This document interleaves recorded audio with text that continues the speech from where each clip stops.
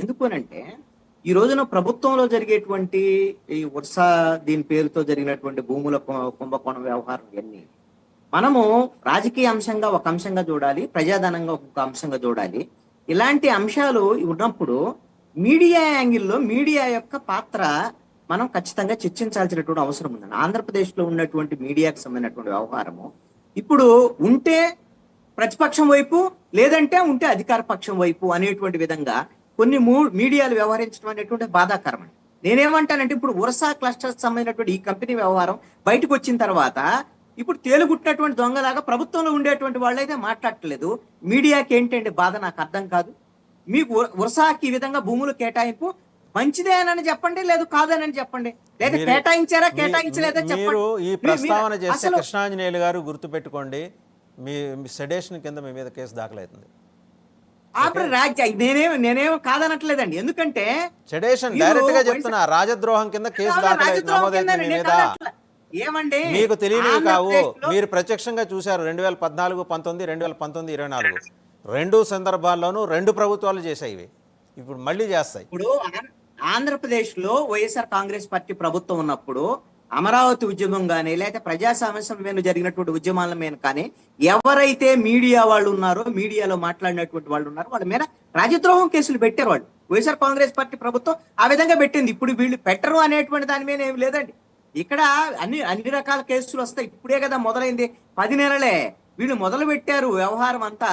ఇంకా చాలా చాలా అన్ని చూపిస్తారు, కాదనట్లేదు. నేనేమంటానంటే కేసులు పెట్టండి సార్. వైఎస్ఆర్ కాంగ్రెస్ పార్టీ వేధించింది, ఆ రోజున మేము కూడా కేసులు ఫేస్ చేసాం. వీళ్ళు అనుకుంటున్నారు మాకు 164 సీట్లు వచ్చినాయి అని వీళ్ళందరూ చెప్పుకున్నారు. తెలుగుదేశం, జనసేన, బీజేపీ కూటమి వీళ్ళు ఎక్కడా కూడా ఆంధ్రప్రదేశ్ లో బయటకు వచ్చి మాట్లాడలేనటువంటి పరిస్థితి ఉన్నప్పుడు మాట్లాడినటువంటి వాళ్ళు ఉన్నామండి. నేను కానివ్వండి, జడా శ్రవణ్ కుమార్ కానివ్వండి. నేనేమంటానంటే అసలు ఎవరు మాట్లాడినప్పుడు దళిత నాయకులు లేకపోతే ఈ సామాజిక వర్గాలకు సంబంధించినటువంటి వాళ్ళు ఆ రోజున ప్రభుత్వానికి వ్యతిరేకంగా ప్రజాస్వామిక వాదులందరూ పోరాడినటువంటి పరిస్థితులు ఉన్నాయండి. ఆ విధంగా వైసీపీ మీద పోరాడితే ఈ వాళ్ళని దించేసి మిమ్మల్ని ఎక్కించారు. మిమ్మల్ని ఎక్కించిన తర్వాత మీరు ప్రజాస్వామ్యయుతంగా మీరు పాలన చేయకపోతే మేము ఆ రోజున వైఎస్ఆర్ కాంగ్రెస్ పార్టీ ప్రభుత్వం మీద ఎలాగైతే మాట్లాడామో, పోరాడామో ఈ రోజు కూడా మాట్లాడతాం ఖచ్చితంగా.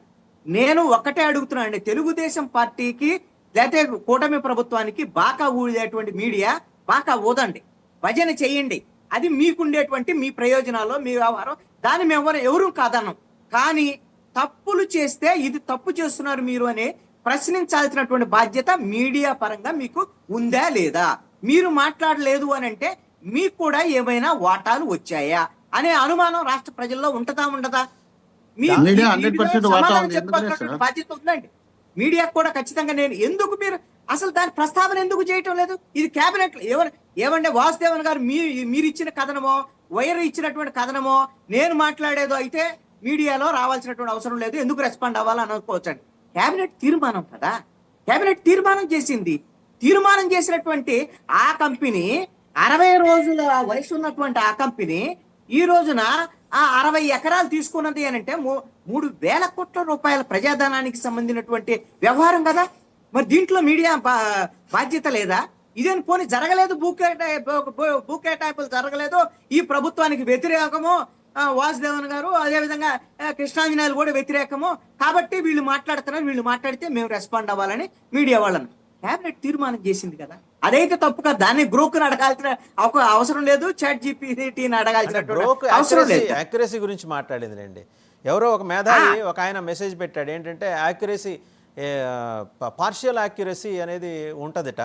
సరే, మనం ప్రజాస్వామ్యంలో ఉన్నాం కాబట్టి ఆ మేధావి గారి అభిప్రాయాన్ని కూడా మనం సవినయంగా వినమ్రంగా గౌరవిద్దాం. యాక్యురసీ అనేది 100% ఉన్నప్పుడే యాక్యురసీ అంటాం, అంతేగాని పావలా యాక్యురసీ, 10 రూపాయల యాక్యురసీ, 30 యాక్యురసీ అనే మాట వాడరు. సరే, మరి కొత్త మేధావులు వస్తున్నారు కాబట్టి మనం we have to respect them.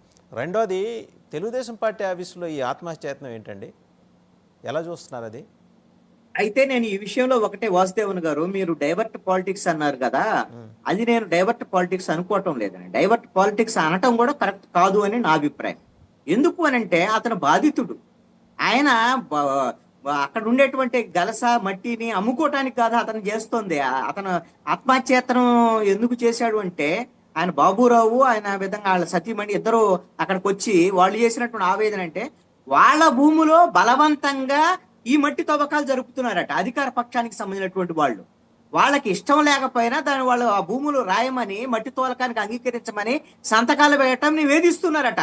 వీళ్ళు వెళ్ళి ఎస్పీకి వెళ్ళి కంప్లైంట్ చేస్తే ఎస్పీ మా వాళ్ళనే బెదిరించాడు అనేటువంటిది వాళ్ళ ఆరోపణ. వాళ్ళకి ఇంకా ఆత్మహత్య శరణ్యం మేము తెలుగుదేశం పార్టీయే, తెలుగుదేశం పార్టీ అయినప్పుడు ఈ విధంగా మాకు అన్యాయం చేస్తున్నారు, తెలుగుదేశం ప్రభుత్వంలో తెలుగుదేశం పార్టీ వాళ్ళే అన్యాయం చేస్తున్నారు, మాకు ఇంకా ఆత్మహత్య చరణం అని ఈ రోజున మాట్లాడుతున్నారు. ఇప్పుడు ఆ రోజున వైసీపీలో ఉన్నప్పుడు ఎవరైనా పోలీస్ స్టేషన్కి వెళ్ళి బాధితులు కింద వెళ్తే వాళ్ళనే నిందితుల కింద కేసులు పెట్టేవాళ్ళండి. ఇప్పుడు వీళ్ళ పరిస్థితి కూడా అదే.